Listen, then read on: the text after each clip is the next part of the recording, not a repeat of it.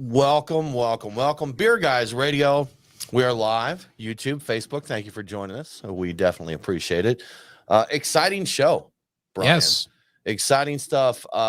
We have Brandon and Lisa Boldt with us. Primitive Beer. I know you're in Colorado. Where are you in Colorado? We're in Lafayette, which is really near Boulder. And then Near our Boulder. Okay. brewery is in Longmont. Okay. Very cool. Very cool. Colorado is one of my favorite beer states in general. It's a good beer state. I need to go back there. I haven't been to Colorado since like 2007 or something like that. It's just a ridiculously long period of time. Has the beer scene changed there any in 14 years or all the same? It's about the same. You could say that, yeah. Right. I mean, you guys are there now. You weren't there before because I think I would have heard about it. That's accurate.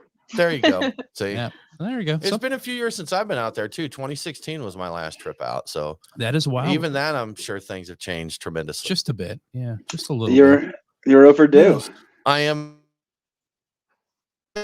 We are overdue for so many things. There's so many places we need to go drink beer, and we just haven't got to it yet. But it's like New England and California. We need to do like a Texas tour. And Texas. Just Texas alone could probably be its own tour.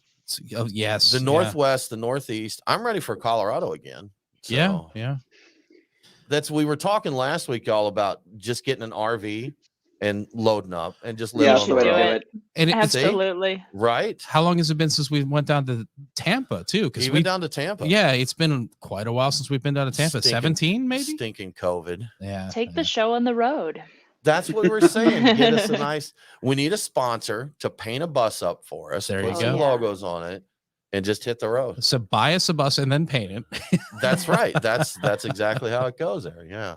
Well, awesome, y'all. Sounds good. Ken Jones, good to see you, man. Hey. Thanks for stopping by. Happy 2022 to you. Happy New Year, man. We're drinking spontaneous beers. And Brandon, I don't think you got to see my first reaction when I took the first sip of the beer because I think our intro was playing, but wow. That's the recreation of it. Delicious. Wow. That's just phenomenal. I'm so glad to hear that. That's from a passion project that we at this point have been doing now for 4 years.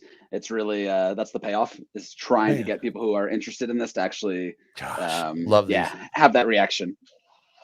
We need to oh my God. We really need to fix stuff here in Georgia, but I looked, they ship this stuff, just not to Georgia, because we are so backwards. We need to fix that. I'd buy and have this stuff shipped in a box, a bag in a box. Oh yes. Every day. All day. You should put it on Amazon Prime 2-day delivery of a box of beer there. We should. So, yes.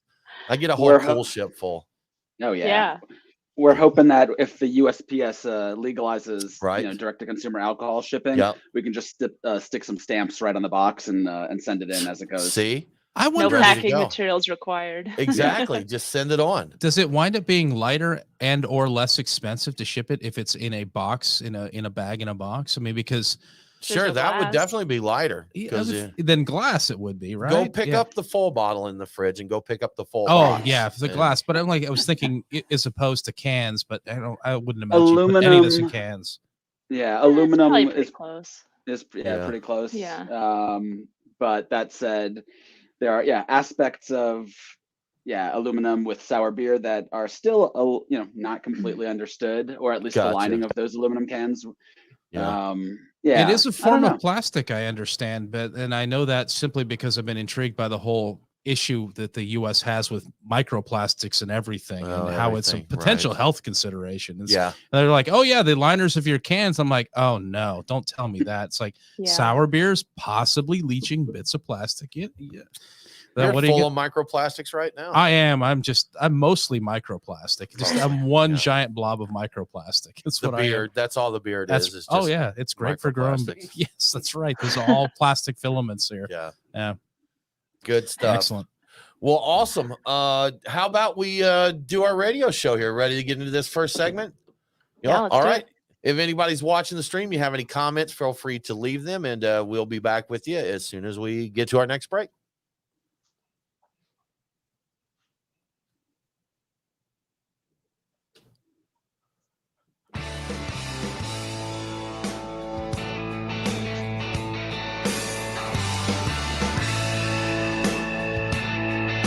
Open Open up a tab, grab a seat, and pour a pint.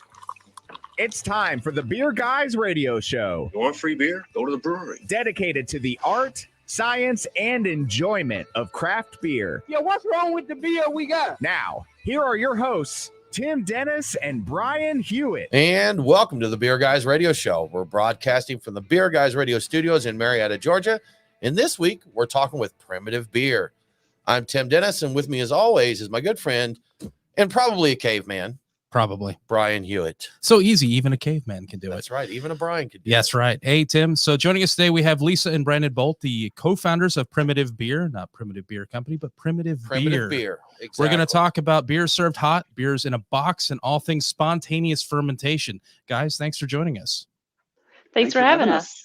Absolutely. I mean, just right out of the gate, we know this is going to be crazy. Hot beer in a box. That's right. Beer in a box. Yes. And I'm excited because you were kind enough to send us some of your beers, including one of your bag and box beers. We had to. Which is going to be my first experience with bag and box. Well, beers. and it's still beer too. Well, I've had beers that are basically still that were basically, but yes, the bag in a box, baby. Good stuff. Yeah, we're sipping right now your Circular Logic, and this says it is Spirit Hound Whiskey Honey. And yes. I know all of those words, but I'm not sure together what they're telling me. Can you guys share that with us? Yeah, absolutely. I think the name Circular Logic actually, after now I explain it, gets to it a little bit quicker. So basically, Spirit Hound Distillers is right up the road from us in Lyons. They make a lot of lovely malt whiskeys.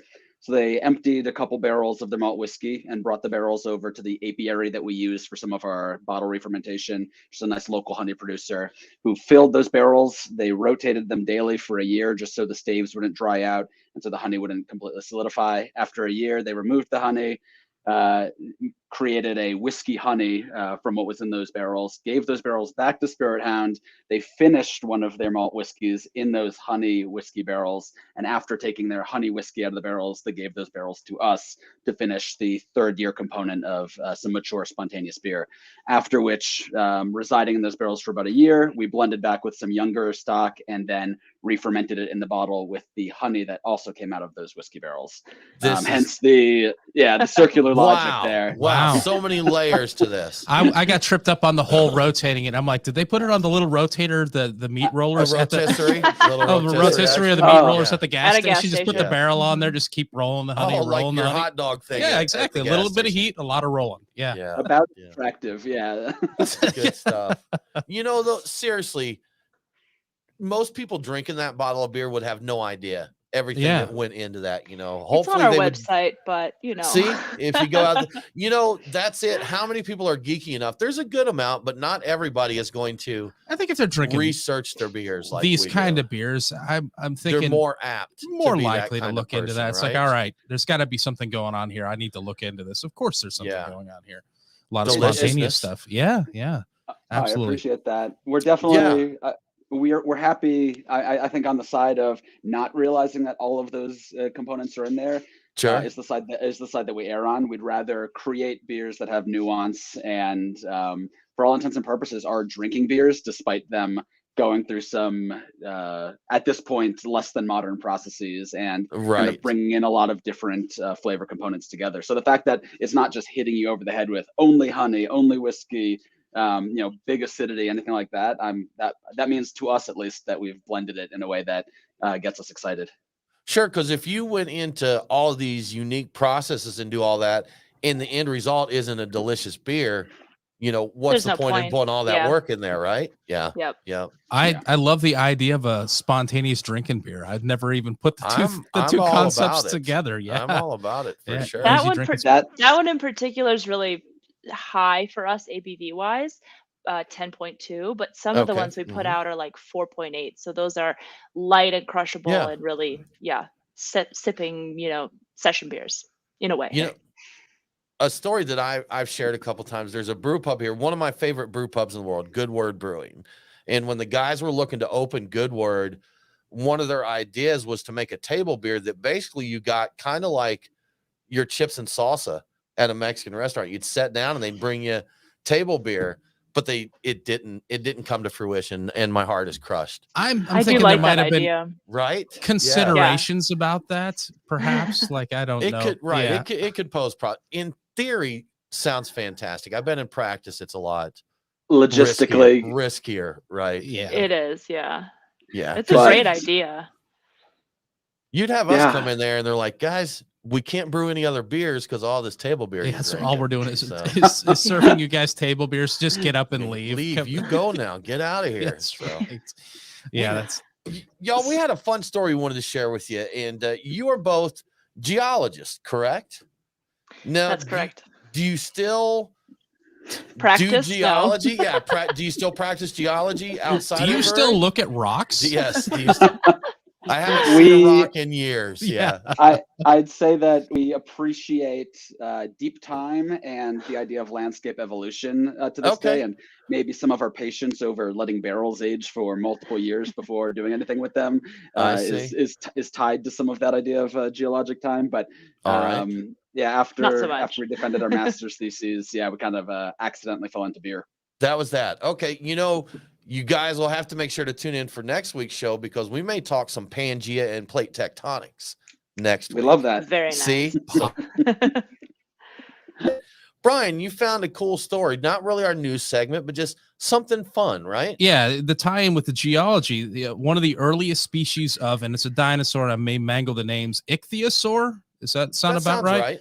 Is now known as Symbiospondylus Youngorium, which is in its name for Tom and Bonda Young of Great Basin Brewing Company. The name was announced at a ceremony at the National History Museum in Los Angeles in December, and Tom Young was a geologist, so that's why it was named after him. I'm assuming there's a little bit more of a tie into that, but I didn't get too deep into it. The fossil was found in Nevada, about 120 miles away from Reno, and is currently on display in the Natural History Museum. So do you guys want dinosaur bones named after you? Maybe. We weren't paleontologists, but why not? Yeah. Sure. Maybe pretty cool. The next time a plate shifts or something there, see if you can get in on that. Yeah. So it would be a legacy that would live on probably longer than a lot of other things that we do. So I'll take a dinosaur bone. Fun stuff. I want a dinosaur named after me. I that'd be. I don't know exactly what you have to do to get that, but now that's a goal. It wasn't before, but now it is. It's something Denisonium or something like that. Yes. We just need to start befriending more paleontologists, and I think if we give them free beer, I mean, that brewery must have been hooking that group up pretty royally in order to get that nomenclature. See, now I've got like this vision of a group of these nerdy paleontologists just ripped, just being the dorkiest people you've ever met in your life. The dig site is just littered with cans, empty cans. That's it, man. That's it. Part of the brushing away, they're brushing away cans. They're turning dinosaur skulls over and putting cans around them and taking pictures. Yeah, they're all of their Instagram pictures with posing with dinosaur bones in their beers. Dinosaur quote bubble. Bro, I'm so wasted. Yeah. Good times. Good times. Well, Tim, let's get into the beers of the week. Brian, as always, fantastic beer list. Man, this is seriously, Brandon, this is fantastic. Lisa, delicious, delicious beer. I want to savor this. I'm going to have to move to a state other than Georgia so I can order more of this beer and get it delivered. Fantastic beer. But right now, we're in the circular logic that we just talked about. We also have Back in Vogue with Montmorency Cherry with Family Jones Rye Whiskey. Correct? Did I get all that correct on that one? Sounds correct. Absolutely delicious and exciting stuff, Brian. Willfully Obtuse, which is a glue beer blend. Yes. And if you listen to our Christmas beer shows, you've heard us talk about glue beer. Correct. And that is a bag and box offering. So really, really excited to get into that. And if we have time, not primitive beer, but No Mike Nate brought in a little vintage Russian River, a little consecration. Oh, yeah. That we may wrap things up with here. Good timing with that. Great list. And once again, thanks to the Nest for sponsoring this segment. They sponsor the Beers of the Week segment every week. We really appreciate it. We enjoyed going out there for some barbecue and beers.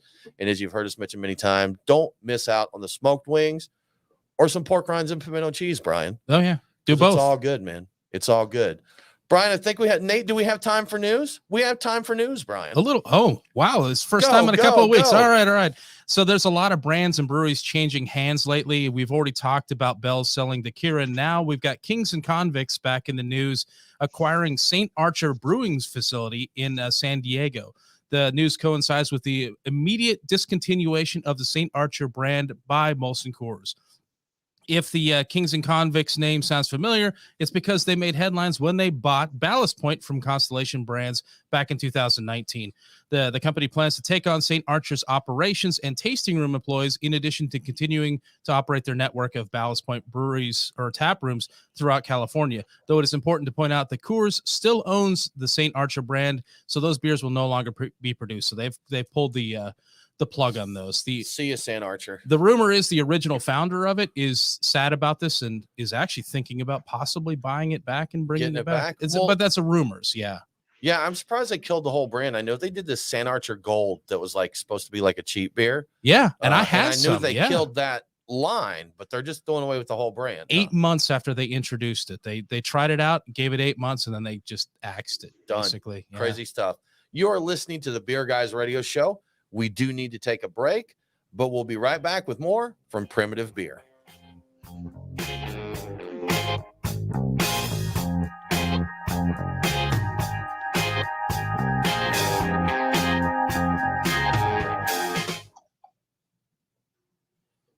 I may have to switch.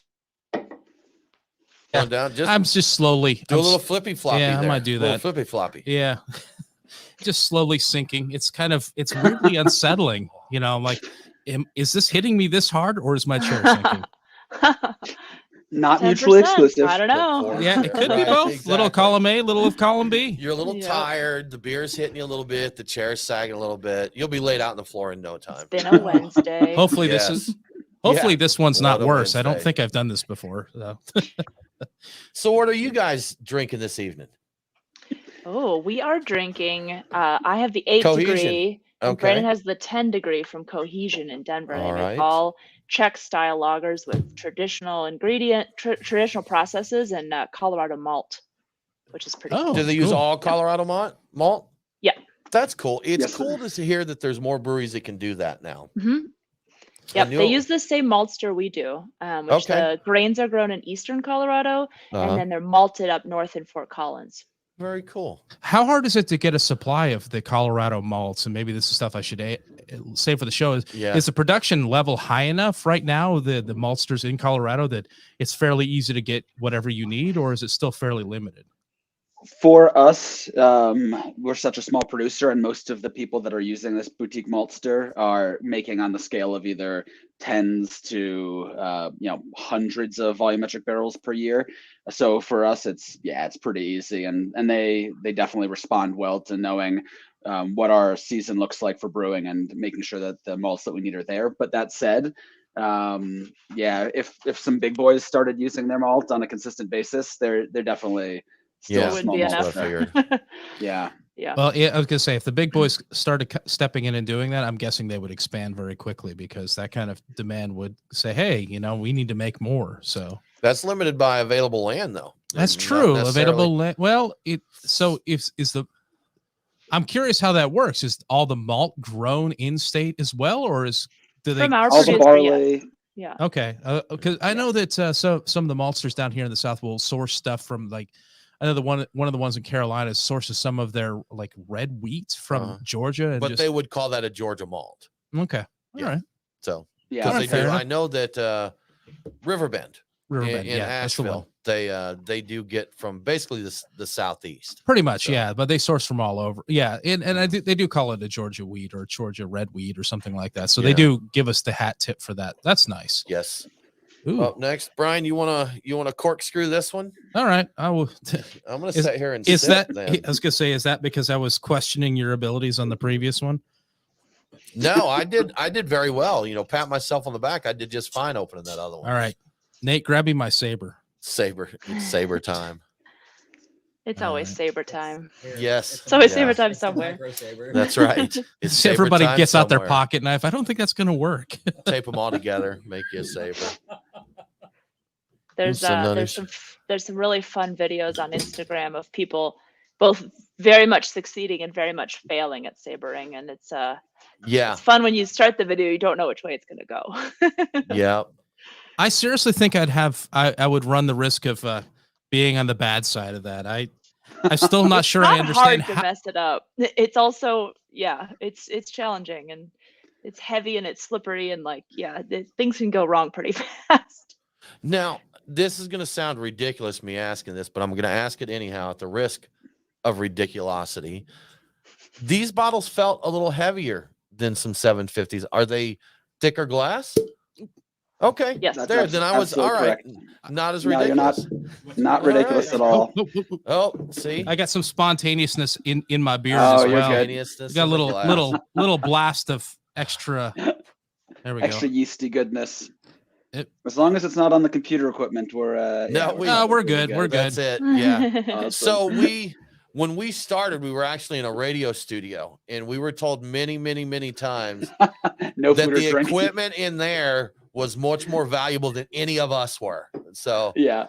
So I we're imagine careful that. here now that we're the ones buying the equipment. We're even more cautious than I was turned away from all of our equipment, and in fact away from the camera, so you couldn't see how bad of a job I did. I did get a nice poof. They I heard hit the the sound. beer. It was great. Yeah. Yeah, it was a nice sound. Good sound You should there. isolate that clip and make a little sound We bite. do. Yes. Yeah. That's That's a good sensor sound. Actually, that's a good point. We can do that. Yeah. You have the technology. We do. do have the technology. Ooh, That's a good idea, Nate. We can mix it up because we have a beer can opening sound now. That's our sensors. We'll put that in there if need be. It nice. Every now and then. It seems more apt for someone to slip with swearing the longer the show goes on. More alcohol is consumed. Yeah. Things get a little looser. So and then I'm trying to be on my best behavior because I am I normally talk like a sailor, but I'm keeping it in right now. So far, so good, but the night's still young, right?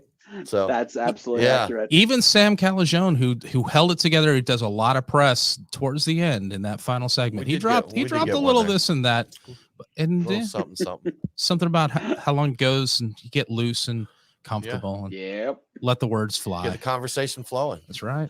Yeah. You know what? I don't Tim. think. What's sorry, that? I was going to say just real quick in terms of the heavy bottles. So those are actually champagne style bottles. And the whole point is to be able to get higher levels of carbonation. Since we're doing everything bottle conditioning. So it's got the right little, on time with the punt. The punt, is that what it's called? The little yeah, that's any bottles that have that I notice are always tremendously more heavy. Yeah, now, paying for shipping for those would be pricey, I'd imagine. They are quite heavy, but totally worth it. So nerd talk a little bit. What do you carbonate to? What sort of vols do you go for? Love the nerd talk. Depending on what we're trying to get out of the beer, we're generally going between 3.5 to 4 volumes of CO2 in solution. Yep. So you could say an average is around 3.8. Some of our, depending on I would say the acid component or the how it feels before going into bottles will also dictate to us what type of carbonation we're looking for. The carbonic acid, as well as just that volatile uplift, can change that perception of acid considerably. So maybe for some higher acid fruits or blends that already seem like they're kind of in the right place, shooting for a slightly lower carbonation, but something like cherries that are maybe more tannic and have the bitterness of the base beer, those ones we will kind of basically increase to the higher end just because we want that as part of the perception.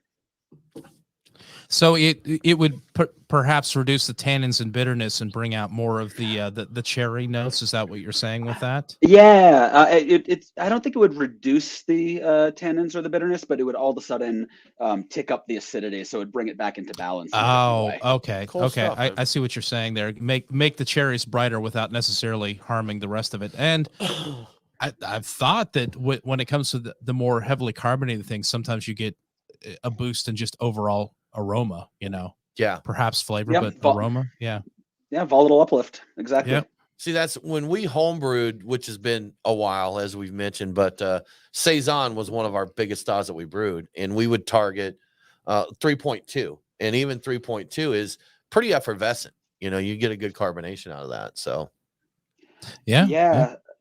Definitely. And we've had some complaints about higher carb, Too not much. from like gushing but just some people, it's funny how carbonation is kind of really personalized. For example, still beer for a lot of people is too much. They're expecting carbonation in beer, so the lack of it at all is a bit of a mind bender. But on the other side, some people, when carbonation gets a little too high, it's too prickly for them. It's hard to drink. Gets them. Yeah.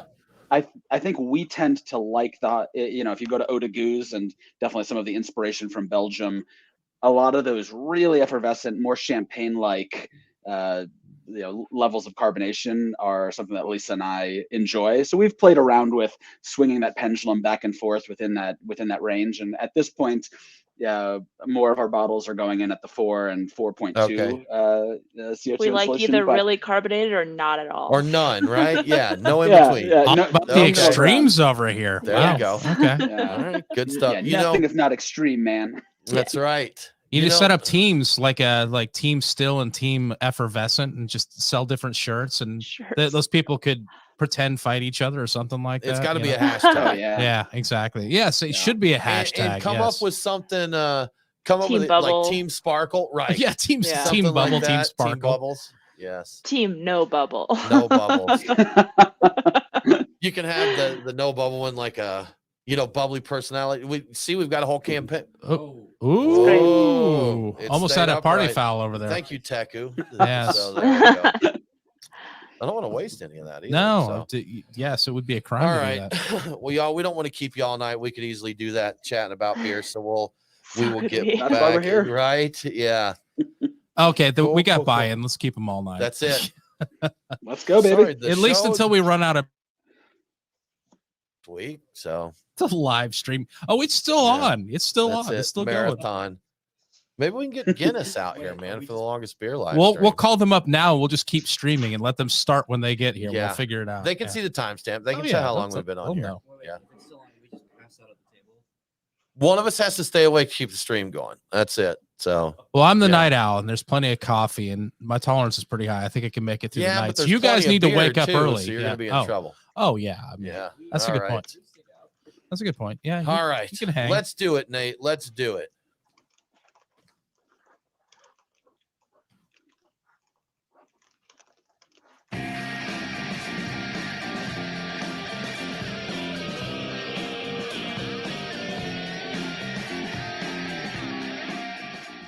Follow the Beer Guys on Facebook, Twitter, and Instagram. Roger. What's our vector, Victor? Now, back to the Beer Guys radio show.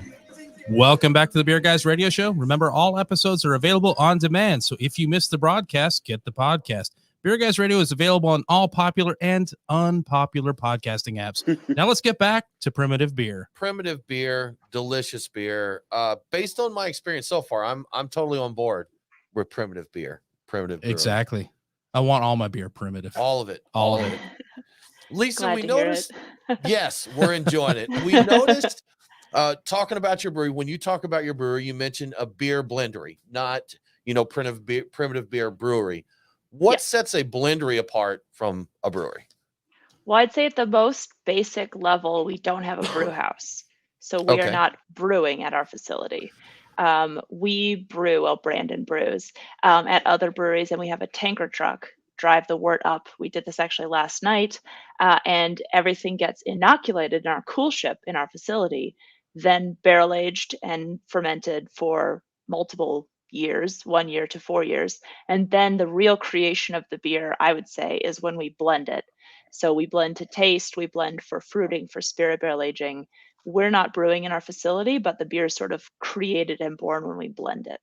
Okay. And I noticed you mentioned your cool ship and load that before we got on the air here. So I just assumed it was being brewed there as well, but you do brew off site and tank it in, huh? Yep, that's right. Okay. So I was thinking we couldn't legally do what they're doing, but they don't actually do any of the fermentations. They just do the initial it's wort. spontaneous, so they're not pitching. Yeah, exactly. So it's just purely non-alcoholic wort. beverage. Yeah, it's wort. Yeah. So that would be They're possible. just transporting sugar water, Brian. Exactly. I would Right. like to see an entire network across the country of people producing different things, and you could source it. So and would then- we. How great would that be? Yeah. You know, like We would love let's that. it got great wort. Like tanker trucks, like the gas tanker trucks and the milk tanker trucks. Maybe a pipeline. Around. Yeah, or a pipeline, even better. Oh my gosh, we're gonna change things here. But that's cool, because that means that this is a concept that could actually work where we're at, and we're fairly restrictive. So what about wort stations? Wort stations? Yeah, you go in, you drive up and they have tanks out of the ground. That's it, man. Fill her up. Fill her up. You drive in your cool ship. It's in the back of your and the drive back is what inoculates it, and then you set it up. I think we saw the good highway microbes. That's right. All of the finest microbes from the finest highways across the U.S. Yeah, good stuff. Some of those great Georgia highway microbes. Right. Great stuff. Right. Yeah. Now, we covered this a little bit in the first segment where when we were talking about dinosaur bones, as you do. But you were both geologists, and I think, Brandon, you said that you got your degrees but went straight into beer. Is that correct? So how did spending all that time studying rocks culminate in just going straight into beer? Well, it was certainly an accident. I had drinking the academic Kool-Aid, so I thought I was, after the master's degree, was pretty sure we had a program lined up in New Zealand, and I was going to go for the PhD down there. Lisa definitely didn't want to stay in academics, and she was going to go for a more practical kind of consulting gig, something like that. But we had a year before getting married that we wanted to pursue hobbies, and before moving somewhere, further away from family and all that. Our hobbies at the time were, and still are, beer, coffee, and weed. I think I can say weed online, right? That's all right. Sure, we're good. That one's not banned. We're good. Yeah. Yeah, we're good. Cool. And this was circa 2013. So at that point, I would say the epicenters for that intersection of fun would have been Colorado, Pacific Northwest, and maybe Southern California. We just happened to have some friends' couches to crash on in Denver, Colorado. So we moved from Flagstaff, Arizona, where Lisa and I met in grad school, and just basically packed everything in a little U-Haul trailer, went up to Colorado, and kind of played it by ear. Accidentally fell into the beer industry, and a lot of what Primitive is was really Lisa's idea, and a lot of her inspiration. So, and that was, I mean, what took you down the road from brewing? Like, there's a lot of breweries out there doing, a lot of very common stuff, your IPAs, whatnot, all great stuff. How do you wind up going to all spontaneous barrel fermented beer blendery? How does that happen? I think the fact that we are esoteric scientists at heart, and not business people, very much selectively pressured what we were interested in. We figured if we were going to start a brewery and go down this path of being in the industry, that we had to be contributing something to the collective idea of craft beer. I mean, there's a lot of great breweries that are producing IPA or other 3-week to 3-month styles between ales and lagers, and unless we had some real passion and desire to add to maybe that idea, for us, it was really, let's get into spontaneous beer. Some trips to Belgium, and just our collective geekery over how does spontaneous fermentation work, why does it work, all of that, both from a sensory standpoint of actually loving to drink specifically lambic and goose, but also culturally, how it is this small, very specified history and culture, and how it's not really represented in most of the U.S. beer drinking scene for understandable reasons. Again, terrible business model. I don't recommend it for anyone who's looking to make money, but at the same time, looking to just love what you're doing. I couldn't be more stoked on it. So what was the timeline from your first filling your first cool ship to actually releasing your first beer? Because this isn't a 4 to 6 week brew here. Yeah, it was about 9 months. Okay, which really isn't bad in the big scheme of spontaneous brewing. So, well, if you're doing the brewing off, well, let's see. I'm trying to think of how that works. Maybe if you're off-site brewing it somewhere, all that time you'd be spending to get your permits together and your facility and all that sort of thing. So I don't think you can brew until you have. That's a good point, because you would start doing that. You are technically correct. Right. Yeah, you are technically correct. Yes. Yeah. So that kind of brings me to. Yeah, go ahead. You figured out exactly what we did. Okay. Yeah. Cool. Yeah. Yeah. All right. And that's enough on that topic. Right? I was just problem solving, and I solved the problem the same way. Figured So it out. Yeah. So the way we figured is if our beers did not turn out well, which there was a really good chance they wouldn't. I mean, we were taking a blank space and trying to begin spontaneous inoculation and fermentation, never having any smaller scale successes before. So the cards were stacked against us for sure. Worst case scenario, we produced vinegar or ethyl acetate or just a beer that wasn't enjoyable. Figured at that point, we'll just call whatever we have barrel storage solution. It's not actually beer. And then by the time, if something turned out well, before we would package it, blend it, etc., then we'd have to have the permit, the licensing, etc. More of a forgiveness over permission kind of mentality. So different business models. We could go into the paint thinner business. That's right. We could go into, the vinegar business, the beer. We'll see how it goes. Exactly. Is this cleaning solution here? Yeah, right. Yeah. I didn't even know there was barrel storage solution, but I guess that makes sense. Man. So I don't know. I'm trying to get my head around how this works. You're actually or were like a full-time brewer at a different brewery. Is that still the case? And this is you're making this work on top of it? Yeah, so we've never taken $1 from Primitive. This has been a weird 4-year passion project at this point. And in order to make, this weird business model work, we didn't have to invest in a brew house, which is, if you were going to get the proper brewing equipment, et cetera, put on site, call it $500,000 right there. And B, we weren't going to pay ourselves or take any other resources from the business. So that made starting up despite us only releasing tens of volumetric barrels of spontaneous beer a year, we're putting 200 or so volumetric barrels in oak every season. So it's actually a relatively large cache of spontaneous beer, but in order to make that work and keep it financially feasible, we had to basically set those first 2 parameters.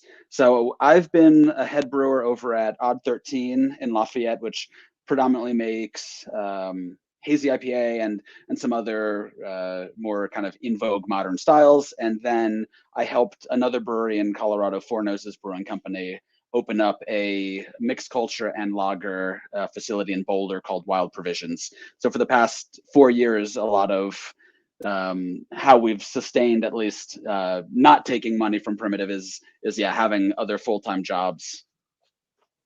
Very cool. And Lisa, you're at Odd 13 as well. Is that correct? I was up until maybe 2 years ago, and now I have sort of a day job at home on the computer. So that's cool. Yeah, nice. Nice for scheduling. Yes. There you go. Yeah. It's cool though. You talk about that, like brewing full time at another brewery, and I'm sure you're not hiding Primitive beer from them. And that's something that's super cool about the beer business. There's not a lot of other businesses where they'd be cool with someone being a quote competitor to them.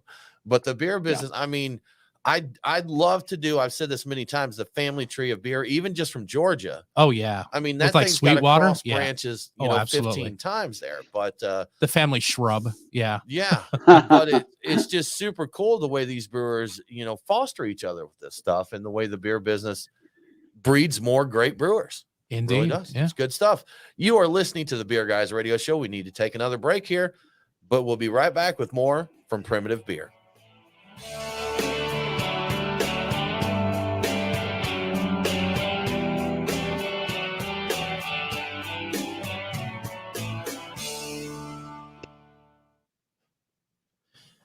In case we don't get to it during the show, and I'm thinking this is a little out left field for the show, but have you tried doing the spontaneous thing with a hazy IPA wort? I'm curious how that would work. Will all the hops like inhibit the bacteria too much, or I'm curious if that would be possible.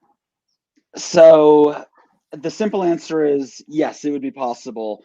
Whether or not it would selectively pressure something that evolves to be tasty in terms of what we want to drink, that's a little less understood. So you have all of these dials that we think about in terms of,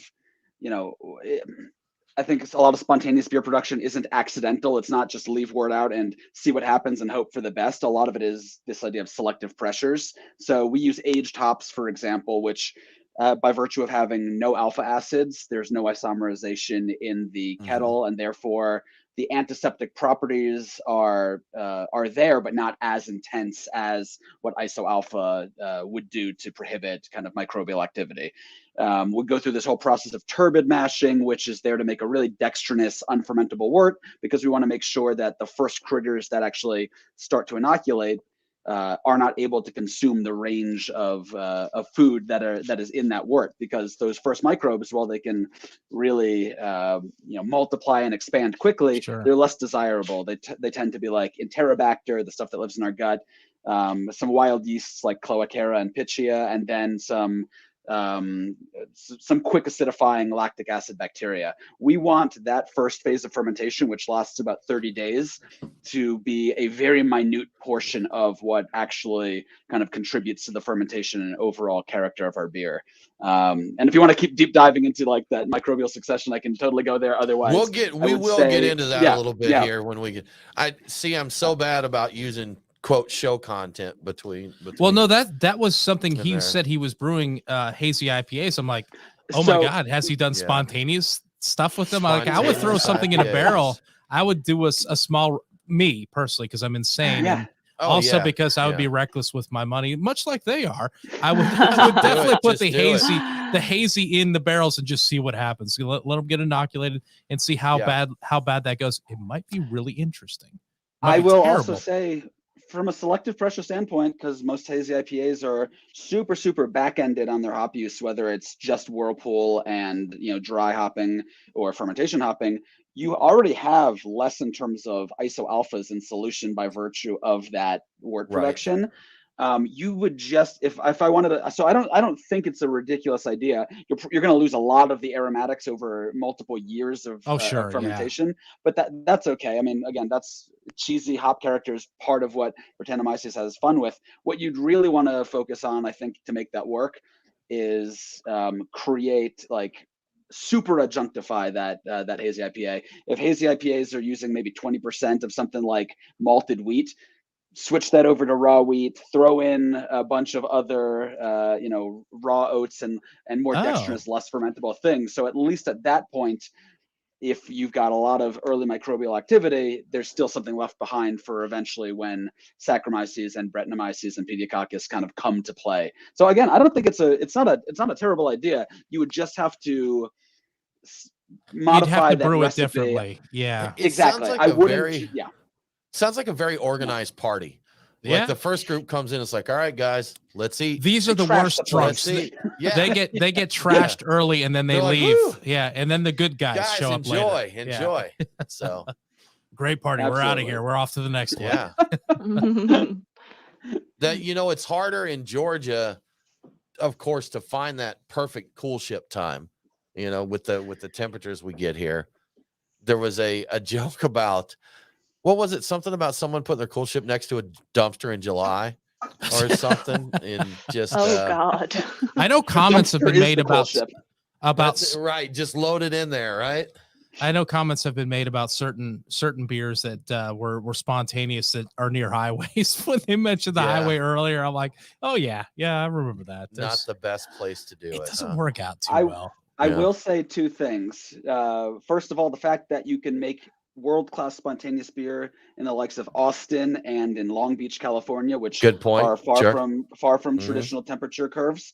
And B, the fact that Cantillon, one of the benchmarks of good spontaneous beer, is made in Brussels, which is not a particularly clean city. I think there's a lot of room to make it work. And I don't think Georgia is beyond that. No, maybe not as sensitive as they want folks to believe. Orpheus does a great job. They've done some method traditional that are amazing. Monday night as well. Yeah, and Monday night. They both have done really, really well done. Heck, even Three Taverns has got the they do. Oh, what was that? Not Britannicus, but it was the other one. I could have told you if you didn't ask. I know. Inceptus. Where they collected during the first snow for the first batch. It was a great little spontaneous beer. It's I guess no longer spontaneous since they kind of captured the culture from that. And they wild. After that, it's wild. It's correct. wild. Yep. But initially was still exciting. Spontaneous-ish. Yeah. So, I think they market it now as a Georgia Wild Ale. Yeah, is perfect. It's quality beer. Yeah, I do kind of enjoy that. So if you find something you really like, continue to reuse it. Yeah. But I have a lot of appreciation for, hey, what's in the breeze right now? Let's rock and roll with that. So yeah. And so along those lines, we're not going to be the arbiters of like good spontaneous versus bad, or lambic inspiration and method traditional versus all others. But in areas where it's too warm, I'd say even tropically, you can have a cool ship that has something that we've played around with, and I wanted to see how it worked at Wild Provisions that the other brewery I helped open, was basically putting a couple glycol fins in the cool ship, so you could control the rate of cooling even in months where it never gets cold enough, but you're still having that airborne inoculation. So there's a lot of areas where even if you're not making what you could be considering MT, method traditional, or lambic inspiration, it would still be spontaneous. You could still probably do it all year long, which is a much better idea from a business standpoint, as opposed to bring us who only do it. Yeah, there are ways to do it. When you're able to, right. See, have you a room that's just for conditioning the air. Exactly. Pull the air in, cool it down to your temperature, then pump it across your cool ship. So that was my thought, and I think we'll probably get into it in the core portion of the show. But the idea of is it just the temperature of the wort and cooling it at a certain rate of speed for the heat, or is it really the temperature of the outside air and things precipitating out of the air, so you only get the desirable things in the air into the wort? Great question, Brian. That's a great question. And that was something we could say for the show. Okay, fair. We could get the show. We'll do it. Let's do it. Yeah. Okay. Cool. Here we got lots go. to say on that one. Yeah. Yes. Good. No. And 3. Yes.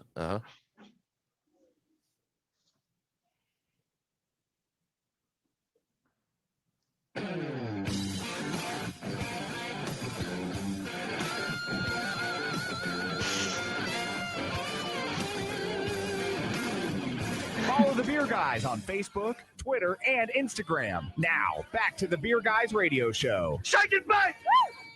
Welcome back to the Beer Guys Radio Show. I want to give a quick shout out to one of our great radio affiliates, WNTK, 1020 AM and 99.7 FM in New London, New Hampshire. Catch Beer Guys Radio on WNTK every Saturday at 10 p.m. Now let's get back to Primitive Beer. Primitive Beer, good times.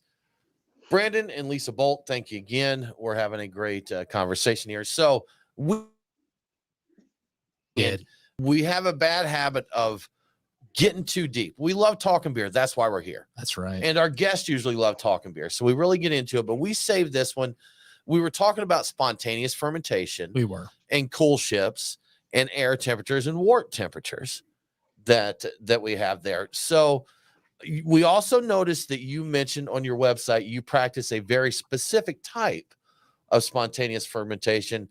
So Brandon, I guess I'm going to start with you here. Are there multiple types of spontaneous fermentation?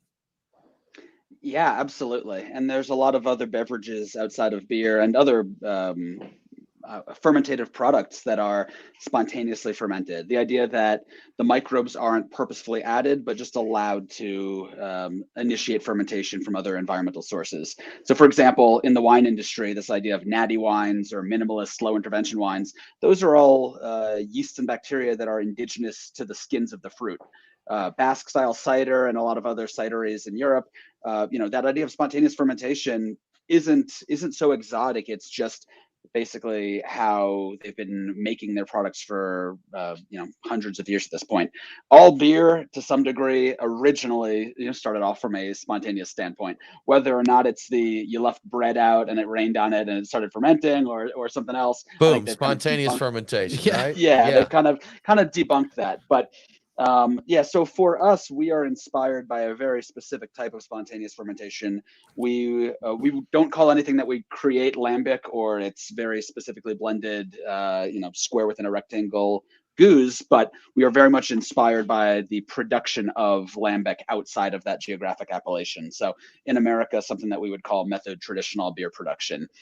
That said, certainly not the only way to spontaneously inoculate and ferment wort. In that same concept, you could take a bunch of other fruits that have the microbes on their skins, throw them into a blank slate of wort, and allow it to ferment from there. I think the important component for us is at least recognizing that spontaneous is really the first time that those inoculants start to ferment a beer, and you can't really you certainly process-wise can reuse them, but it's no longer spontaneous when you harvest the yeast and bacteria from a fermentation and reuse it. So there's a lot of breweries that have house wild cultures that certainly started from spontaneous capture or were taken from a good spontaneous beer that they made. But for us, it's pretty imperative from a descriptive standpoint that spontaneous is always, made from those microbes the first time over. So we're never reusing our house culture, not to say it wouldn't turn out nicely, but just because part of what inspires us, and going back to that historic technique, is every time we produce wort, it's put into a cool ship and allowed to inoculate from whatever's in the air. So Lisa, with that, do you do are we going to see circular logic again? Or since you're going fully spontaneous, do you know the type of wort and time of year in that to do that? Or is every beer a new beer? Every beer is a new beer, but with blending, we can get closer and closer to sort of using the same name for certain beers. We've talked about having like a 2-year or a 3-to-1 year blend that's sort of the same every year. And again, that's going to be based on blending. Circular logic is a special beer that, while we could follow those exact same steps again, we might get something that tastes different. But with blending, I think we can kind of aim toward, kind of a goal. And we know what things taste like when they're young versus what we think they'll taste like after aging in certain barrels, and then what things change in bottle conditioning as well. So we know our culture pretty well, and we can kind of blend towards certain flavor profiles. And that's kind of the fun of spontaneous beers, though. I mean, like wine, this vintage, this blend, what have you, is going to have a little bit of different character. You have your terroir in the beer, so it's something IPA drinkers, especially the Haze Bros, they will get angry at you if batch 2 does not taste like, batch 3 doesn't taste like batch 2. Exactly. Batch 1's always the best, though. This one had more pomegranates. Last year's was better. That's right. Always better. Yeah. But I think folks drinking spontaneous beer probably have a little bit more flexibility, a little more understanding with that they're going to have some different character. They're like, Brian and I have talked many times. We love Dre Fontaine and Oud Goose. We have drank it many times. It's always gonna have that character that we know that is the Dry Fontaine and beer, but different vintages are gonna have a little bit of different character, but it's always delicious. Oh, indeed. Yeah, absolutely. I'm intrigued by the idea. I love the idea of blending things together to try to create something that's fairly consistent. It doesn't have to be right on. It's in the name, spontaneous. You're in for something probably new every time, a little new at least. I like the idea of, let's see how this batch tastes. Do you release individual batches like, hey, we did this lambic inspired style, or I guess, what would you call it? Method traditional. This is our version of this year's, ingredients we'd put into other blends just by itself. Taste it, see what you think of it. Do you do that as well? Yeah, we have a couple, especially early on, we released some unfruited. It takes so long to make the beer, then to age it on fruit, then to bottle condition it. So we had a few early on that were unfruited. We were really happy with them. The ones we've been doing lately that are unfruited are also spirit barrel aged. We were able to get our hands on some Pedro Jimenez sherry barrels. We were able to get some fun whiskey and Irish whiskey, rye whiskey type barrels. And so we've been playing with those, and some peach brandy barrels. So those have been some of our recent unfruited barrels. We need to get back to a blend that's unfruited and unspirit barrel aged. It's been a while since we've done that, and we've actually been kind of itching to do that ourselves. Fall down that rabbit hole and it can just keep going, right? Exactly. Yeah. It got away from us. Barrels, see? Yeah. And especially when you think about, hey, this is what this past year has been like. This is what the harvest was like. That's sort of the information about. It's like, all right, these things happen. This is what the beer tastes like as a result of Sure. it. Everything, temperature, everything. And that's going fun, on. man. Yeah, That's it's fun. very Let's cool. see what we've got. Taste Let's see what the this year. season produced. Yeah, I like that idea. I Wine like that a drinkers, lot. a wine drinker may say that a certain vintage is better than another vintage. This was a good year. Yes. This wasn't a great year, but they're not going to get mad that a 2013 doesn't taste exactly like a 2014. Yeah, it's to be expected, and they cherish the years that are very good. I know. I remember I did a little bit of work in the wine industry, mostly in the fields. I remember people talking about. I was in the wine business. That's right. I was tying and pruning vines, basically. Yes. But yes, I remember people talking about individual years. I'm like, oh, that was a great year, and then other years like, kind of a weak one. But everybody accepted it. Everybody knew what was going on. It was like, oh, it was unusually dry, or unusually hot, or unusually whatever. Or Brian was working that year. That's right. Or Brian was just drinking all the proceeds. Yes. So yeah, exactly. Yeah. Now, Brandon, something fun sorry, go ahead there. Oh no, I was going to say for us, that idea of consistency is really, consistency in terms of hopefully quality more than the exact replication of flavor. So hopefully that someone knows, all right, I've not had this vintage, I've not had this beer. I can't expect it to taste like the previous 3-year blend that they've created, but I have an idea of what they seek out from a balanced, perspective. So willing to take that leap of faith that, we can reproduce at least quality or reproduce that form of balance. Good stuff. You kind of mentioned earlier something, Brian, I think you kind of brought the topic up. We were talking temperature. Oh, we were talking temperature of your wort, temperature of your air, of the coolship of the room, and that. How does all of that play in, and what's the most important factors when you're doing spontaneous fermentation? Yeah, I'd say the two big factors that we see anecdotally and just qualitatively that matter the most would be the cooling rate and potentially that surface area to volume ratio. So the whole idea of trying to cool between 12 and 18 hours matters, because cool too quickly, you might not have the cell density that you need to start fermentation, and you might mold.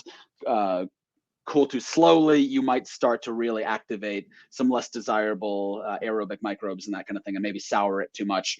And then in order to cool it at that rate, you need a vessel that still has a fair amount of surface area to get the right inoculation for that volume. So point being, it's a harder thing to scale down than it is to scale up potentially. Because in order to cool properly at like a homebrew scale, 5 to 10 gallons, you basically have a keg or your kettle that you let cool overnight. And that surface area compared to that depth is much less than our huge surface area to a very shallow depth. So these are all things that kind of factor into selectively pressuring the right microbes that are in the air and starting your fermentation and inoculation the right way. Something so simple really got some thought that needs to go into. I always brewed in saucepans, Tim. That's right. Yeah. Absolutely. You're listening to the Beer Guys Radio Show. We are going to take a break. When we get back, we're going to talk about beer.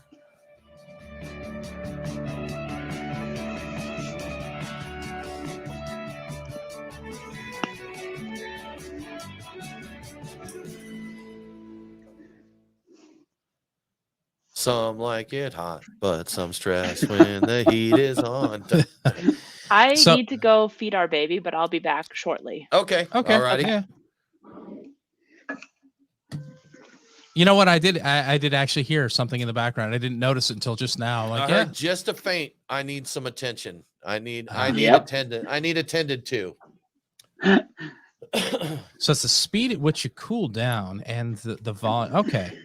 Yeah. So the whole, on some level, at different temperature ranges, there are different inoculants that are optimized.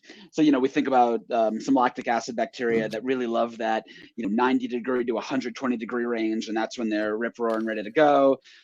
We know that over 160 degrees, in that phase, it's pretty much just sterile still. And then maybe a lot of the yeasts that we think about, between, we'll call it, 55 to 80 degrees before, in their optimal range. For us, a lot of the importance of that cooling is also getting down to the temperature that we want fermentation to start at. If you start fermenting even like a pitched culture of US01 at 85 degrees versus 65 degrees, you get prolifically different beers. Now compound the effect of all of these different microbes fermenting at 85 degrees versus 65 degrees, and you can get a real mess at those higher temperatures and something considerably more, let's call it clean, at those lower temperatures. So a big part of that cooling curve is also making sure that it actually gets down to that initial fermentation temperature that we're looking for.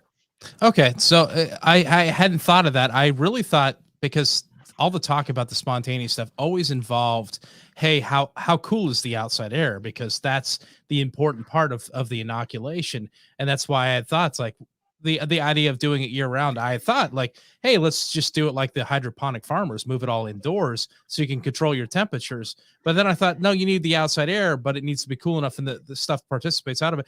So it's precipitates.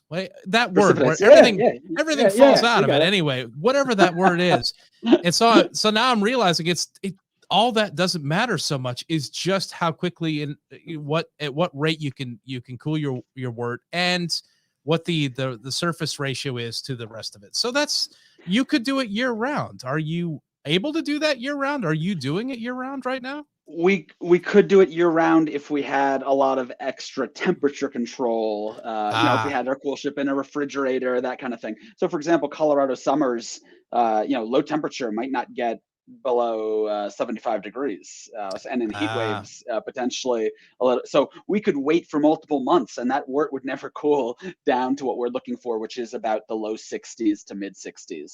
So that's the real key when it comes to the outside temperature, is you being able to cool your stuff down, because those guys do not have temperature control when they're doing this. Exactly, and we are just obsessed with this. The artifacts of history, telling the story of that culture. And, it's not we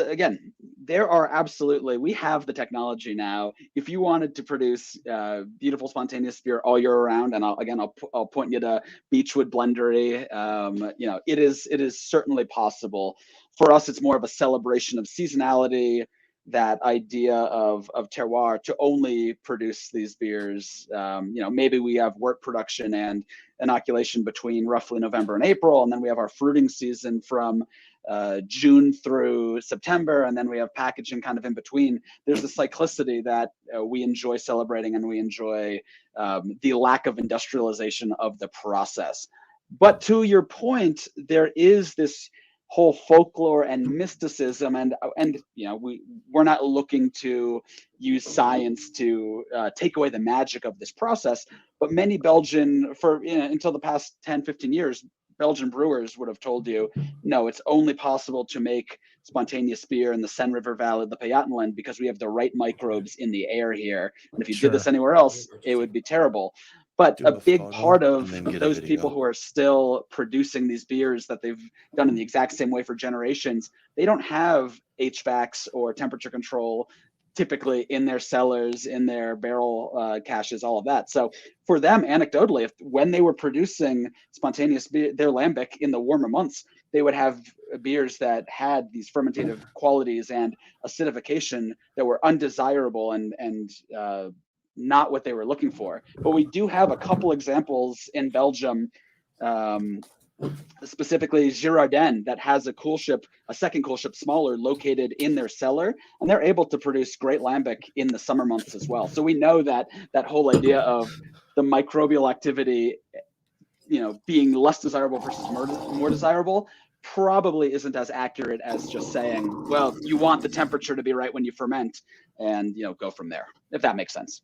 No, it absolutely does. So, I mean, they're no. Oh no. Sorry. somebody's getting carried away. He did not watch the video about how to open the tap. I saw him struggling. There is that little plastic part you have to peel off. I saw the video existed. You didn't watch it. I watched it twice just to make sure I'd seen it. You ended up looking like I did over here. Looking like a caveman beating the box on the table. It's so easy. Even a Tim can do it. Even a Tim can't do it. Yeah. No, you saw it and you said, "Oh, I get what's happening." You know what here. I thought this was with that angle? I thought that was a mark that when you twist it, it like pushed the thing up. And I see that. You see what I'm saying? Yeah. See. I do. And on and off for the spigot. Now I don't want you to have any now. Because you're like, oh, I didn't even It's need to like- look at the video. It's all right. Tim's a moron. That's right. He just got it, Tim. Tim You did doesn't even not. drink this. Doesn't even deserve to drink this beer. Okay, cool. This is exciting. I'm looking forward to this. Yeah, okay. All right. Here you go. Who's Yeah. ready? Brian, I'm you ready. You I am- ready, man? You ready? I'm as ready as I've ever been to have beer out of a box. So ordinarily, or not ordinarily, but this was blended. It does not include the stuff for the glue. What do we call it? Glue beer? Glue So, creek? no, you're absolutely correct. The mulling spices. Is what Yeah, you're he talking doesn't about. have that, and I think they recommended somewhere that you would add honey when you're heating it up. Correct? Okay. Correct. So exactly. Honey and spice. Let let me get this away Yeah. from my Wait, My I don't think little- Brian knows how to use it. that book here. I'm trying not to make a complete mess and also be. Oh, here we go. It came out with a little more gusto than I expected. That's right. It starts off there. Man, I cannot tell you how much I love this. This is like I just want to keep a box in the fridge. I want a fridge for boxes of beer, like the whole fridge full of it. Now you're getting it. That's See? that's exactly. Yeah. So that you can. This will fit better in the fridge because you could slide them in and just stack them. There's no wasted space here. No, I want them None all at all. lined up in the front. So I need a very shallow fridge with like 4 shelves, so I can have like 20 different boxes of beer in there. You can do your own blend. That's right, man. Oh, do you? So I know you've got you do have a tap room, right? That's open most days of the week, correct? Do you have people? Most days is a stretch. Okay. We just started opening 4 days a week, but we used to only be like 2 Saturdays a month, and then Okay. COVID shut us down Yeah. for about a year and a half. So now I guess technically most days of the week, yeah. So as a blendery, do you have people come in and order can I have a spontaneous suicide? Oh. We've had some people create custom blends of some of the stuff that's on tap, and I'm all there for it. I'm Sure. not going to be the one to say that, well, my blend is the right way, and how dare you try and come up with your own flavor profile. And if anything, I recommend for homebrewers, get some of our boxes and blend away and Play create around, your huh? own- Yeah. create your own equivalent of goose, bottle it up. I mean, that's There how you a lot go. of Belgian blenders first basically started to learn how to make their own versions of goose. They could go to their local lambic producers, grab a 5 or 10 liter box of lambic, age it on fruit or blend it in certain ways, put it into bottles, and some of the coolest, most I need to followed, get your picture with the whole innovators box are doing in it. the photo, because you got us chop there. Chop. That sounds. I like the idea of getting just the still lambic and doing your own aging fruit. That sounds great. Bring it back to me. Yeah. Hang on one second. One moment. Bring it on back. There we go. That picture will work for my necessary untapped check-in for something like this. Yes. It's They gonna don't have to a bag happen. and box option yet, which is a shame. I tried talking to Oh, Untap yeah. about that, and they're like, yeah. I'm gonna the mark it closest as- I would say- I'm gonna mark it as cask. Just let me know when you're Yeah. playing. So we serve it from casks in our tap room. We fill I did see firkins that. directly from the barrel. Yeah. Yeah, you've got like the British cask, the tap engine situation going. And that's fun. Oh man, it's so fun. So do you? I don't know if would that even make sense. Do you casks up on the bar where you actually just throw in extra fruit at the last minute and then serve it that way? We don't typically, only because when our beer starts to re-ferment, it gets starts wild. to go through. It gets weird. It gets wild and weird. It's Like crazy. when we start to taste our bottles before they're ready, it might even be carbonated, but it may be multiple months before some of the intermediate fermentative compounds dissipate. Hold on until I get Um, framed up here. Yeah, but that said, we've got a couple exceptions to that. There's traditional faro, which is basically back sweetened lambic, and you can only serve that either pasteurized or kind of immediately. So we've done a couple equivalents where Okay, we rock have on. a small vessel, we sweeten it, and we serve it, and you can only get Okay. it that day or the next Cool. day. But There we go. Okay. Just call it roll the dice. Throw the peaches in there. And like, hey, this might be amazing, but it might be terrible. Roll the dice. Yesterday it was for great. The best, baby. Today it might not be so great. So you were talking great business model. Talking brew house and being primitive. This is what I expected for your brew house, right here. Some fire and clay pots, man. That's what you got to do. And look, is this you guys swimming in the vessel there? So I think they stomped grapes at one point, right? Okay, cool. Yeah, absolutely right. Yeah. Damn, you've done your research. Look at that. I have. Stuff. I've got. I do have sheets of notes. I do my research. I look things up. Yes. Yeah, we've done some foot trotting, and we are working on a winery and cidery license that will also be all Colorado ingredients the same way that our beers are, and be spontaneously fermented, although not through a cool ship, through other spontaneous means. So we're waiting on some of the government agencies to say, yeah, that sounds good. Do that. Right. Just don't show them pictures of you stomping grapes. They might say, wait a minute, are those feet clean? No. Yeah, dude, if they understood that we were using a cool ship, I'm not sure that it would fly. I mean, in Belgium, the whole reason that Horal, the High Council of Lambic Brewers, came around was really in the early 2000s. The Belgian equivalent of the FDA and all that found out that they were using cool ships still, and we're like, whoa, that can't possibly be good. So a bunch of them had to band together and be like, no, we have the science behind it. It's not going to kill you. It's tradition. Let us do this. Big open They vessel. pointed to all these guys. They're not dead. They've been drinking this for years. Like, oh, it checks out. We're good. Like dry aged beef. Fine. I bet that took a while to get approved. The dry aged beef. It's covered. It's gotten really hard. It's covered in nasty. Like, no, it's good. Taste it. We're gonna cut the mold off before we serve it. We won't serve the mold. Just the rest of it. The good parts. Yes.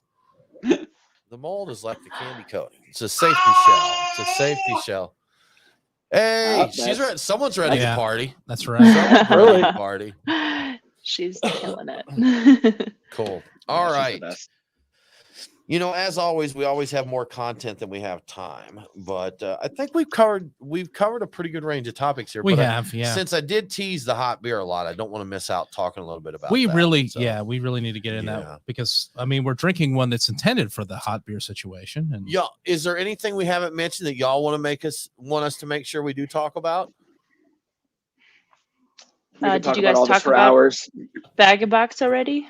While I was gone? No, not yet. That's coming in with the hot. We're gonna tie that into the hot beer talk because we've got the glue beer here. Yeah, we got both. We got both happening here. Yeah. Both the bag and the box. Bag and box the heat. and hot. The bag and the box? Yes. Right? Bag in the box. It's my beer in a box. My beer in a box. So baby. I used to work I actually worked I worked in a foundry. Yes. I worked in a power tool factory.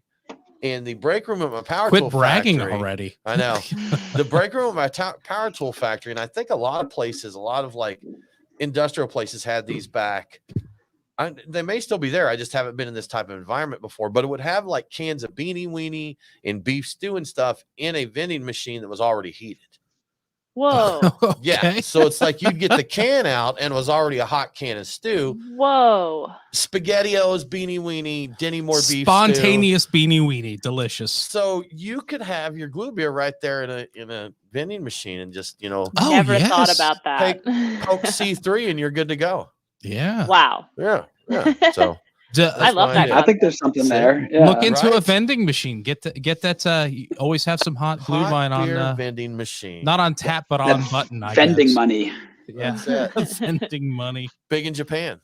Yes, huge. There too. They probably do. Yeah, straight from the tap. We're not ready for that. We're not ready for that jelly. We can't handle that. Right. Exactly. That is correct. Exactly. Correct. We wouldn't use it properly. Can't even handle that. This power is too great for you. It is going to be taken away. Oh, good stuff. Cool. All right. One more segment to go. Let's do this, Nate.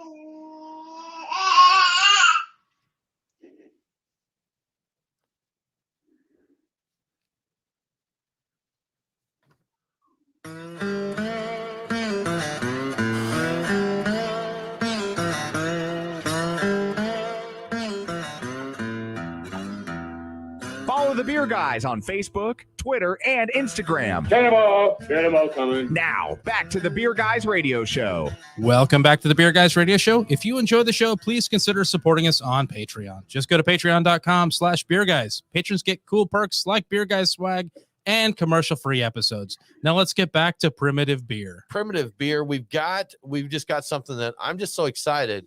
I just can't hide it right now. I really can't. I'm about to lose my mind. I think I like it. I like it. I do very much. I've been waiting for this all show, and we're going to talk two great topics here that we're about to get into. We've promised it all show. We're going to talk about drinking hot beer. Ooh. And we're going to talk about bag and box beer. A bag of beer in a box. Wow. Are you ready for this, Brian? I have waited all my life for this moment. Yes, good stuff. Awesome. Well, y'all, we have just cracked into your this is called Willfully Obtuse. It is your glue beer blend. And as we mentioned earlier, we've talked about glue beer and glue wine, Brian, on our Christmas beer shows. A beer heated up. Party animals are there at your house now. I hear them ready to party. Ready to party. She's the original partier. Yeah, See? little Pearl Boldt. Does she like glue beer? I think she will. She Yeah. likes glue beer milk. So There you go. I have a feeling That's she'll I like the probably would OG. as well. Yes. There you go. So, but glue beer. We are drinking it right now, slightly chilled. We didn't get this too ice cold. But as we've talked about before, this is one that is perfect for heating up. And you recently, I believe you hosted the Hot Beer Fest, correct? And I think it was WeldWorks and Cohesion and Primitive Beer got together and he had a hot beer fest there. How'd that go? How did people receive having hot beer? People were excited to try something new, and I think a lot of people liked it. Cool. Good. It was really fun. Yeah. We- So we fun. had We we don't had have a two big different group- methods of. Oh, Sorry. sorry. Go ahead. Go ahead. You please. quit, We had- Brian. You go ahead. Yeah, Lisa, you go right? ahead. Yes. We had two different methods of heating the beers. So we had our glue beer, which we had in a percolator with spices and orange, and then the beer heating throughout. And then the other method was the hot poker. We actually had fire pits out behind our brewery, and we would pour these, the Cohesion and the WeldWorks beers, and then have the customer go outside to the hot poker station where we had a professional take a red hot poker out of the fire and stick it into the beer, where it would caramelize the sugars. It would create this fluffy meringue like head and warm the beer slightly, which was really, really cool. I think it's a good idea you had pro fire pokers Of there, course. basically, because a bunch of people drinking beer running around with hot Not metal okay. rods. Just good stuff. That's Then what I there's wanted to only do when I one was a hot kid. beer. Yeah. Yeah. That's how you get only the one and only Hot Beer Fest, and there's no repeat. See, Exactly. exactly. It was a great time, but it's never happening That's again. right. It's like a lot of people Yeah. were set on fire there. We didn't Yeah. expect that, but it'll never happen again. And I've seen another. You know what though? I don't think this is for serving the beer. I think this may be part of the process of like preparing, like throwing hot stones. Stein into beer. Okay. Yeah. But that's not in the serving side. That's actually on the production, kind of, doing that. I guess kind of like a what's the term, Brian? Where you pull some off and you boil it and you put it back in. And like a Decoction. decoction type of situation. like a decoction. Tim, type if you thing. want to throw hot stones in your beer, don't let anybody stop you. I'm Go right not. ahead. I'm gonna live my life. All right, I'm gonna live my life. Super hot stones into your glass stein. It'll be fine. So talking about the glue beer style where you heat it up, maybe put some mulling spices in there, and the hot poker style, we've talked about, Brian. We've mentioned this, and I still don't think we've tried it. But what we've heard is roaring a beer. Are you guys familiar with that term? So I think we got it from Lars' blog, correct? I that think may it was be, a and I'm Lars sure blog you're situation. familiar with Lars' blog, correct? Yeah. So great for more resources. Norwegian style. Yeah. Yeah. Yep. But the essence, the short of it there is they take a pot and get it really hot, and just before you pour the beer into the pot just before serving, and then pour it into the vessel. So I guess kind of a backwards roundabout way of doing the hot poker thing, right? Yeah. So the reason they were doing it, or what they claimed, was they would take farmhouse ales that had gone a little too long. They're a little on the old side, and that would help in some way revitalize them. Obviously, it's caramelizing things and Yeah. turning it into a different beer. But yeah, that was the idea. Is you'd wind up with a warmer beer, but you'd wind up with a beer that had tasted very stale. and at the end result was something that was completely different and much more palatable. And bring a little life to it. Yeah, and it's definitely something I want to get into, and I would try it with just about anything. I think it was intended mostly for the farmhouse, the saison type of beers. You know, good question there. With hot beers, I'm guessing style selection is pretty important. What are some styles that lend themselves well to drinking warm or hot?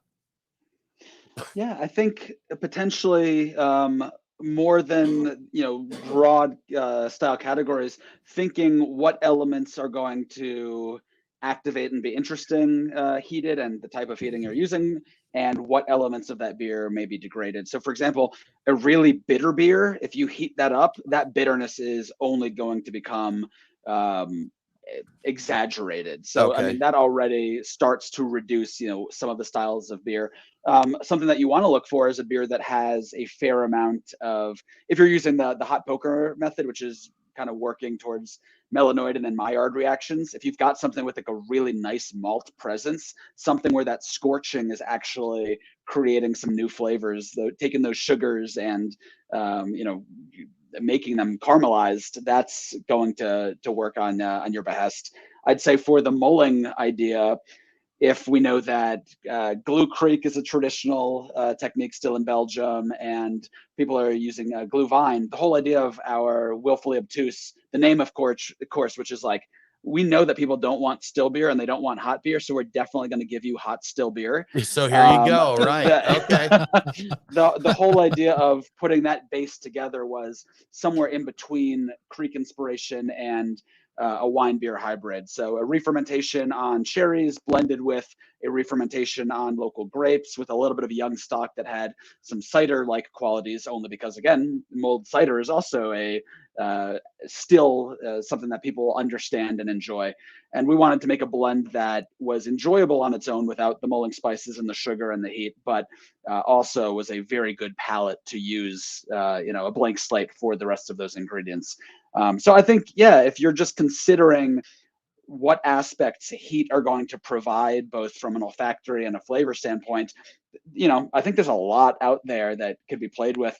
Certainly beers that I didn't expect to taste good with the hot poker, or would have been some of our last choices to ever do. People were ordering them from the bar, going outside, sticking the poker in professionally, and absolutely coming back and saying like, hey, I don't know if you've tried this, but this is our favorite. And I don't think we can claim to be the experts on what works and doesn't work, and that's the application of hot pokers, basically. Yes.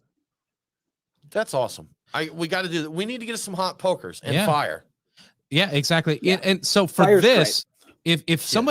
If people were to order this and get it shipped to their house, and they were like, I want to try the hot experience, what's the right way to take this willfully obtuse and turn it into a properly hot beverage, a hot beer, if you will? We like adding honey. You can do anything for a little sweetness, because when it gets hotter, sometimes something sour gets kind of more intensely sour.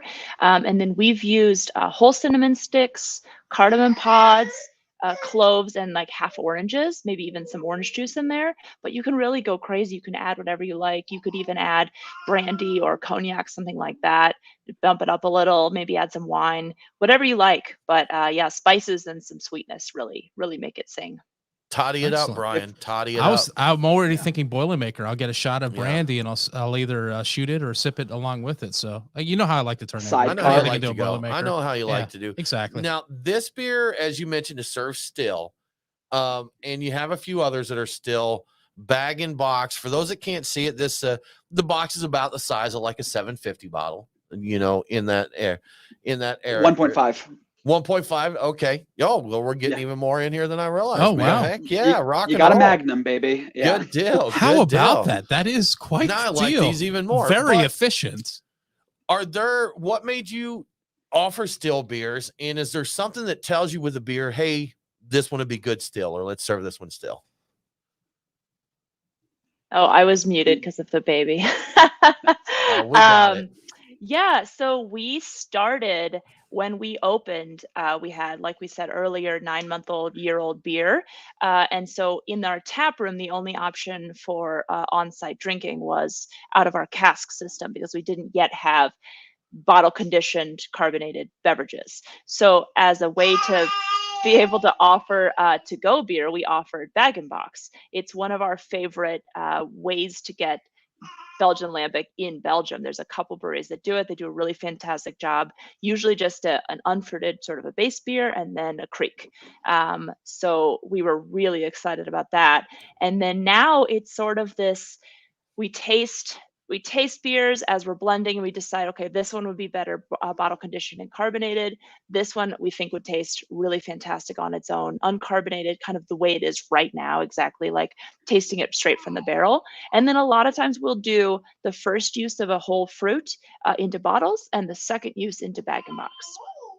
Okay, cool stuff. All It's I think this would be good, knowing next to nothing about wine as I do, Brian. So I'm going to speak about wine. Okay. Yes. Please do. If you like the richness of like an old world red, like the deep fruitiness of an old world red, I think that you would dig this. Yeah. I think this would be a good direction to head if you were starting to explore these kinds of beers. Yeah, like the I'm trying to think of the variety of the wine that this reminds me of a little bit somewhere. Yeah, I guess Old World Red would be the thing I'd have to fall back to. But yeah, there's very much and that's as much as I can't go any further than that. I just know this reminds me, with my limited knowledge of what I know to be an Old World Red. Yeah, this is definitely something I could see this appealing a great deal to the wine drinker, especially somebody who's into not having had a lot of them, but those natural wines that you were talking about earlier. This seems like this would make a lot of sense for them. Yes, that exactly. We find more new customers coming in not knowing about spontaneous beer that are wine drinkers than beer drinkers, who actually come in and try something blind and say, "Oh, I like this." If you're looking for bitterness and an IPA, that we can't really get those flavors from what we've produced. But if you're looking for wine or cider-like acidity, oakiness, etc., that's a lot of what spontaneous beer has to offer.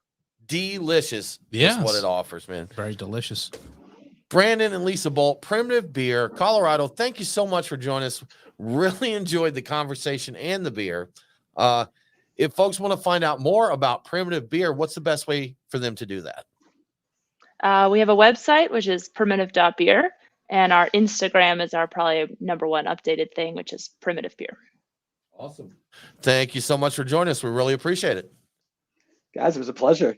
Yes, good deal. That about wraps it up, Brian, for this episode of the Beer Guys Radio Show. Join us next week as we bring it back to Georgia, Brian. We're talking to Silver Bluff Brewing. For more craft beer info, please do follow us online. We are Beer Guys Radio on Facebook, Twitter, and Instagram. Thanks for tuning in. Have a great week, and don't forget to drink local. Cheers.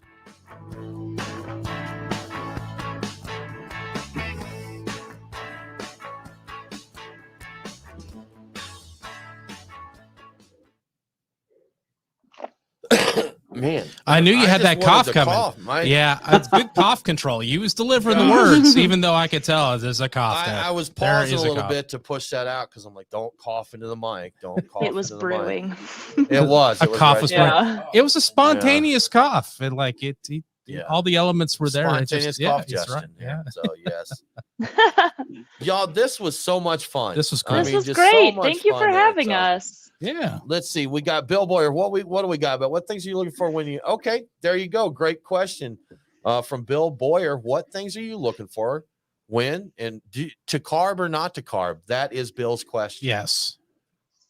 Yeah, I think for us, there are a couple factors. One, something that we look towards all the time is tradition. If we're looking at this lambic culture, lambic inspiration, generally, if something is less than 2 years old, whether it's real young in the equivalent of younger lambic or a little bit older in the equivalent of odolambic, we will keep it without carbonation. And then past that, 24-month mark is when we typically start blending beers into bottle. If we're going with the stereotypical kind of eau de goose equivalent, that'd be like a blend of a 3-year barrel, a 2-year barrel, and a 1-year barrel. So those are some kind of easy reference points. But even more fundamentally, from a flavor standpoint, I think acid balance. If something is, perfectly acidic, especially a single barrel, that type of thing, carbonation is going to generally both the influence of carbonic acid, which does, increase perceivable acidity, as well as that effervescence,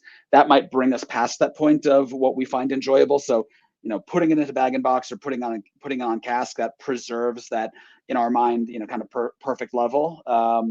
And anytime that we are aiming to put something into bottles and aiming to re-ferment it, we're typically undershooting what we want that acid balance to look like, because again, we know that the couple of different factors are going to make whatever we pour from bottle seem a little bit more acidic than they might actually measure.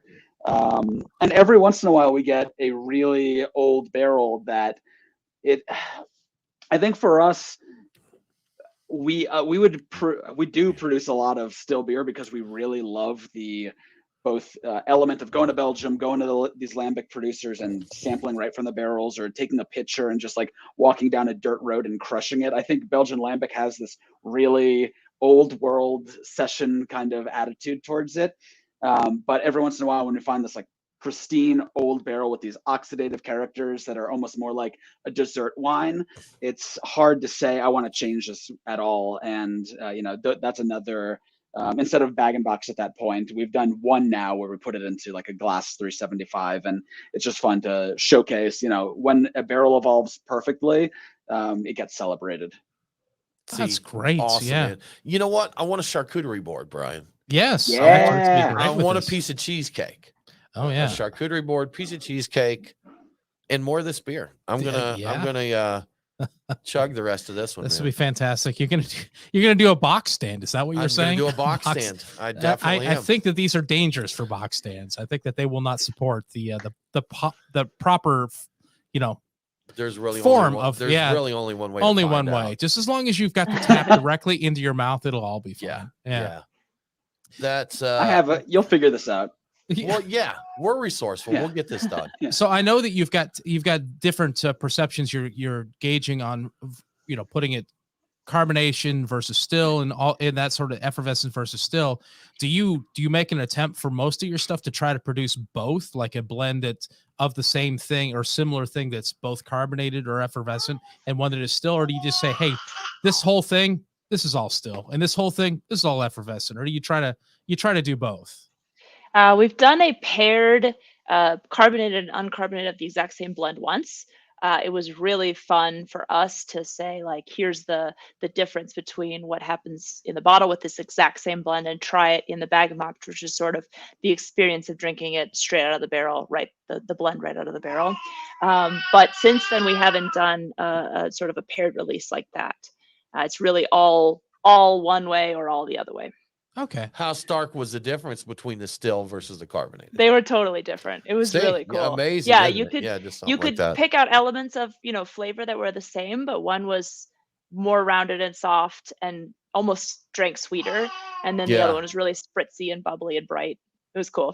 Something we like to talk about / brag about is that the Porter Beer Bar here in Atlanta, big, very well-known beer bar, fantastic cellar list, great place, but I think it was their 11th anniversary, maybe. Anyhow, we went down there and they had a 99 Dre Fontaine and Oud Goose as part of their cellar list. So we got a 2019 bottle and a 1999 bottle next to each other. And so beautiful to see how these were the same beer, but different beers. And, the younger one was more, hey, here's this flavor. Here's this flavor. Oh, yeah. Well, the old guy's like, hey, man, here's this flavor. Check this out, And it's like, man, these are definitely the same beer. And it was so cool to see the difference that, being cellared that long and put into it. It was so the subtleness and the softness, that the development but of time. All the character was still there, just softer, more subtle, more cohesive. So what one of the things I've taken away from this show right here is I've got some older Cascade sours that have gone quite sour, and they're fairly carbonated. What I'm realizing is hard pours to get that carbonation out to bring that perception of sourness down. I'm going to try that. You're going to need a lot of carbonation on those. I've had some of those. Yeah, they're a little on the old side, but hard pours, and maybe I'll mull every single one of them because they mull very nicely. Absolutely. Oh yeah, they do. Love Cascade, but after a certain number of years, the sweetness dies and that acid my really teeth hurt right front. now just thinking about that black cap raspberry. If I knocked the glass over on the table, it'd just go straight through the table. Oh, it would eat the table. It'd probably eat the concrete and the floor too. We'd straight. Yeah, exactly. Right. Exactly. Where the mushroom people live. Yes. Good stuff. Y'all, this was such a blast. Really enjoyed your beers. Would love to get out there and visit you. We've got at least a year's worth of tours ahead of us, Brian. Exactly. I'd love for our state to get on board locally to here, be able to get this kind so of we stuff, could just get it shipped here. I'm like, I want to order several boxes of beer. Yeah. I'd like to have So it. how far are you from Denver? I know a couple people in Denver. Is that a day trip there? One of the guys I know is a beer guy too, so I might be able to work this out. Yeah. 40 minutes. Easy stuff. Yeah. We drop down to Denver pretty like a couple times a week at this point. But when you come this direction, don't worry. We'll take you on a beer tour. We've got the sounds like a plan. Good It stuff. is a plan. Now, yes. I imagine I know the answer to this with the amount you've mentioned you produce. Is there any distribution? Yeah, so we work with a small Colorado distributor, and then we do that direct to consumer as well. Oh, that's right. Sure. Yeah, and then we're talking about doing some drop distributions to some other cities as well. Okay, very cool stuff. So if you've got some places that you, as you were mentioning, some local taverns or places that really focus on boutique sour beers, that kind of thing, let us know. It's doing a drop. You know what? We got to get them in touch with. I know a distributor you might need to talk to. Yeah. So yeah. So we've got a very craft focused distributor here, Modern Hops, and they do they do a festival, and they'll do. Please correct me if I'm wrong here, Nate, but I know they've done like short-term agreements for people who don't want to be totally tied into a distributor. Exactly. They want to come in, they want to do an event at a brewery, do an event here, do something cool. Very reasonable and progressive in terms of their agreements. And as a result, they've held on to some of these guys, and every now and then they'll drop some things in here. Yeah. They'll jump. Some breweries are jumping half the country to distribute here because they got that flexibility. Because of popularity. Yeah. And popularity too. Yes. We talked to Old Nation Brewing, and Nation. Yeah. Does Old Nation come out to Colorado? Their M43 IPA is one of their big ones. I don't think so. I'm not familiar. Okay. They just did a thing here, did an event, and they just mentioned that the demand here was so great that now we get drops from them. They're like, awesome. Atlanta wanted our beer. We beat Colorado. Yay, Georgia. Yay, Georgia. Woo, hooray us. We love beer. Y'all hang with me just a second. I'm going to wrap up our live stream and then just chat with you for another minute. Facebook, YouTube, thank you so much for joining us. We'll be back next week with Silver Bluff Brewing, Georgia Coast Brewing, Plate Tectonics, yes, Pangea, yes, all those things. Continental Drift, man. There's no telling what's going on. Volcanoes, things like that. Ring of Fire, Johnny Cash, everything. It's pretty much everything beer people love. Oh, all those things. Yeah. But thanks for joining us. We'll be back next week. Y'all have a good one. Cheers.